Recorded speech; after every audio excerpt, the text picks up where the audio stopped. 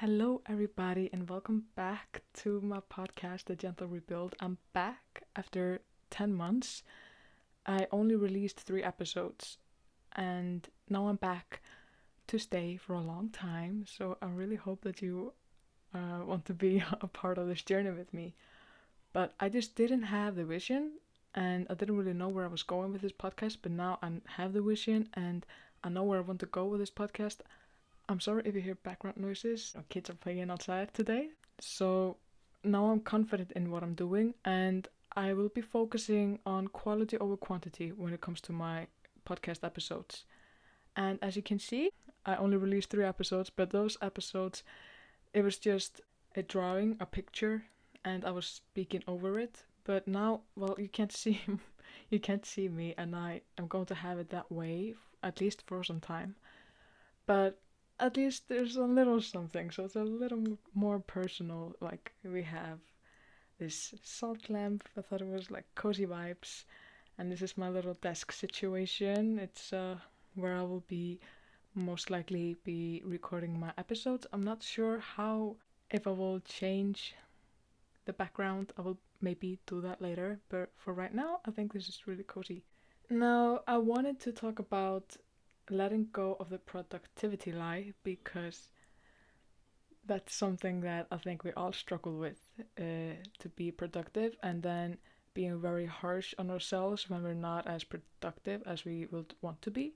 The lie of constant productivity is disconnecting us from our natural rhythm. And don't get me wrong, obviously you need to have something going for you. You need to be productive. You need to do what you gotta do, but you should, like, your whole life shouldn't be always on the go, because it disconnects us from our natural rhythm, and we will never give ourselves the space to slow down, take a breath. So we're going to talk about that a little bit, and the consequences that being super duper productive can have on your health. So what is the productivity lie? It's a belief that our worth is tied to how much we do or produce, and that rest is laziness. I think we can all relate to that. But where does it come from, you might ask? Well, it comes from industrialism. Oh, this is a hard word. Industrialism, capitalism, hustle culture, and schooling systems. And how social media is glorifying this crazy productivity and always being busy. I think today it comes mostly from social media. You always see people doing so much and living the best life. And when we only see that, we might start to ask ourselves, what is wrong with me? Why am I not living this purposeful life and this life full of adventure and full of things? Like, am I not doing enough? Yes, you are. They are also doing just enough, but make it look like they are not. And when everybody live in that kind of a web of lie, because even though we all know it inside, we always just see what people obviously post on social media, which is the good stuff. So we all start to kind of compare ourselves to others, obviously, and that way it just builds up stress, and you try to do more to seem more productive and try to outdo the other person, I think, or try to fit in that way. So how does it show up in life? It shows up like guilt for resting, burnout cycles, measuring days by checklists instead of feelings. I mean, when you do that for a long time, it obviously does take a toll on your health, both physical and mental health. So it's literally, I think the key of life is just doing everything in moderation. I mean, obviously some days you have to push through, and you have to do the things and push through the things that you don't want to do or don't have the energy to do. But building your life up on that is just, it's not a good foundation, and it's all going to come crumbling down one way or another, and it's going to affect your health and your relationships, and that's definitely not what we want. Now I want to talk about a little bit about how it affects the nervous system and the body. Our bodies run on two main nervous system modes. It's sympathetic nervous system, that is fight or flight, and parasympathetic nervous system, that is rest and digest. When someone feels they must always be productive, the brain interprets, well, this is a hard word, interprets this as constant pressure or threat. And that keeps the sympathetic system activated most of the time. And we don't want that. So instead of cycling between effort and rest, the body stays in mild survival mode, and that obviously leads to a burnout. So the common physical effects of living in a mild survival mode is tight shoulders and jaw, shallow breathing, constant mental scanning like what should I do next, and difficulty relaxing even when resting, and feeling guilty when not working. And the body essentially forgets how to fully switch off. And unfortunately, I think that many of us have been there, or even worse, are still in this mild survival mode.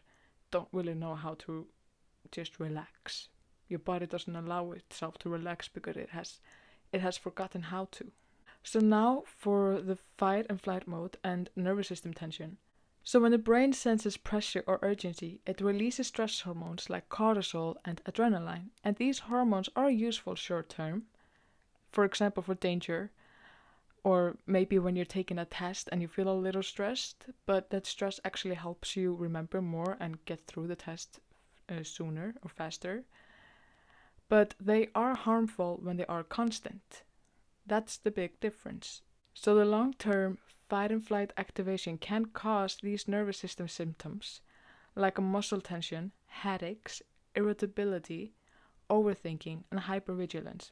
And the mental symptoms that the long-term fight and flight activation can cause can include anxiety, feeling restless, difficulty focusing, and emotional numbness or burnout. The nervous system becomes dysregulated and is swinging between overdrive and exhaustion, and that's something that we have to change.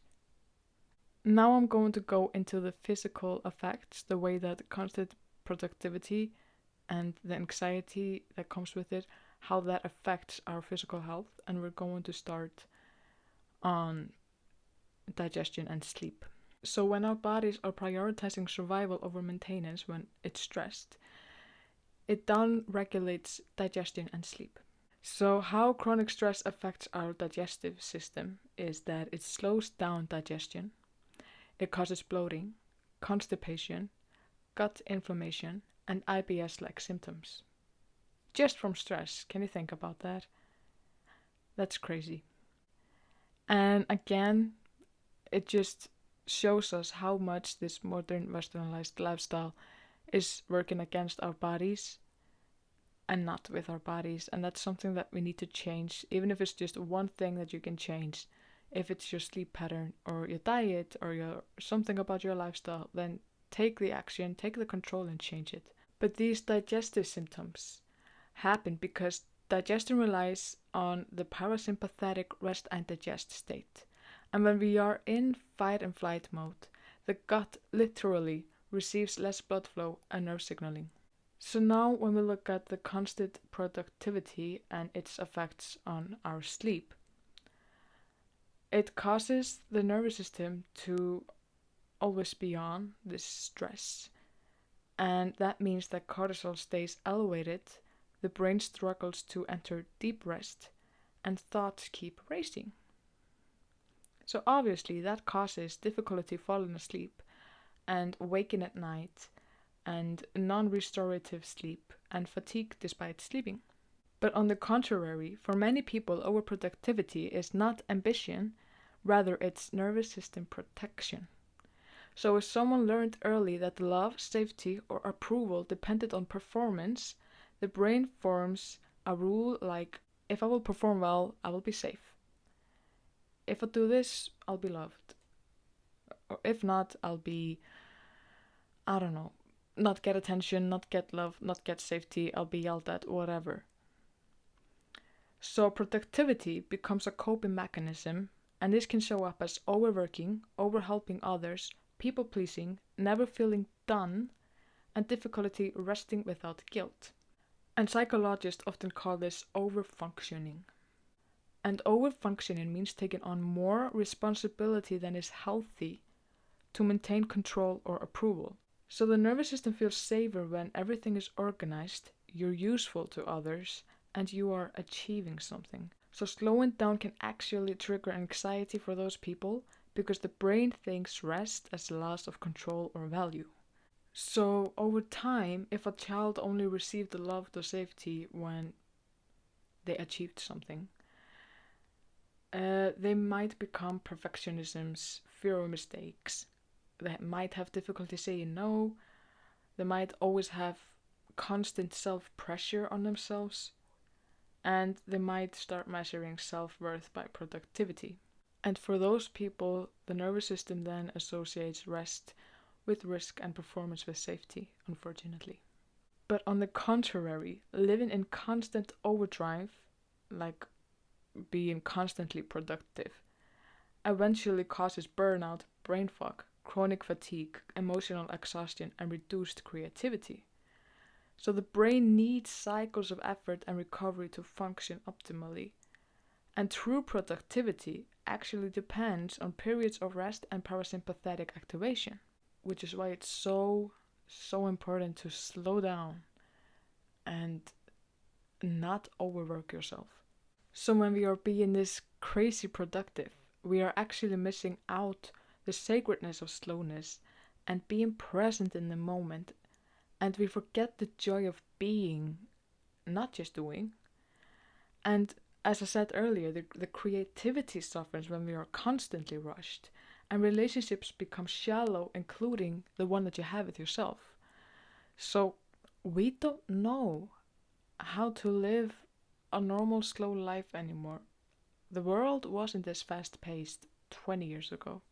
Life becomes so much more beautiful when we learn to slow down and when we learn to rest and listen to our bodies and mind, and when we start to nurture the relationships around us and with ourselves, and when you really start to take the time and enjoy every little moment.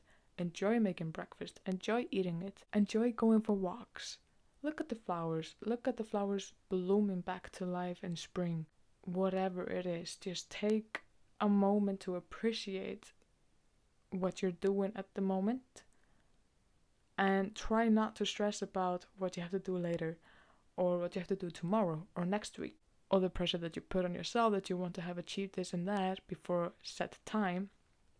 Obviously, it's great to have goals, but putting too many goals and expecting yourself to achieve so much on such little time, it's only going to hurt you, and it's only going to stress you out, and it's only going to shut your body down slowly. And you won't realize it until it's actually bad.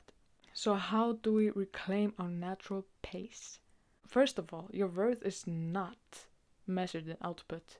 Your worth is measured by how you treat others, how you treat yourselves, how you carry yourself. Do you respect yourself? Are you taking care of yourself? And we need to also learn how to honor our energy cycles, especially for women, as our energy cycles are directly affected by our menstrual cycles, which is a 28-day period on average, whereas the male energy cycles, or just cycle overall, is a 24-hour one. And I actually want to do a podcast on this, on cycle syncing. I'm checking into it right now, and I want to learn way more before I will ever be able to talk about it. But I think it's very interesting, and because it will just make your life so much easier, I think, because you learn how to really honor each cycle that you are in, or each phase in the cycle that you are in.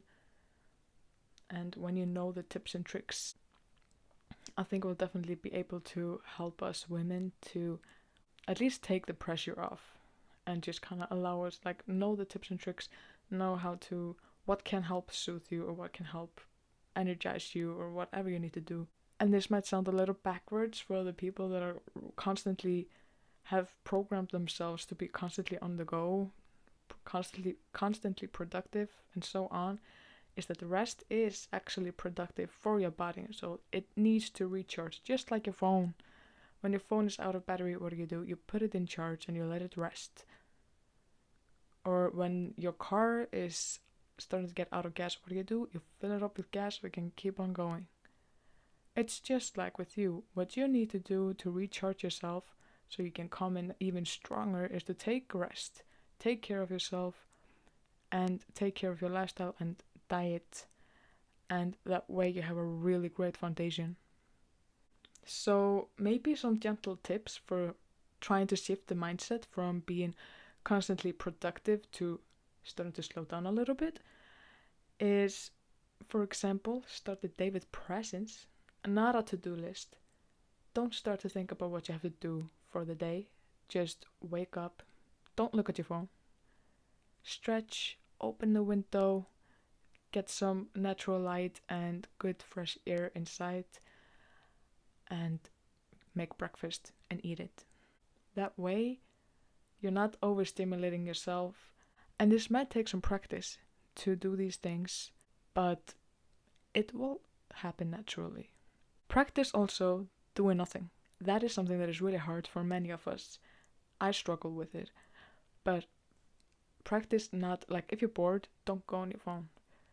Just be present and be in the moment, and you might pick up a book to read or do something, some one of your hobbies or whatever. You will literally get creative again once you allow yourself to get bored again, just like with kids. You allow them to get bored and they come up with fun games or fun activities. At the end of the day, check in with yourself. How are you feeling after that day? Don't track what you did, but track how you feel, because that is more important, especially in the long run, of how you feel. Are you anxious? Are you down? Or are you happy? Are you excited for tomorrow to repeat what you just did today or whatever? And then it is the daily rhythm. You need to learn how to listen to your body. What is your body trying to tell you today? Does it need more rest? Does it need certain foods? Does it need certain activities? Does it need to release a lot of energy, like you're feeling really energetic that day? Are you feeling very productive, or do you need a little time out? Now, these things obviously take time to start doing, especially if you have not been doing these things.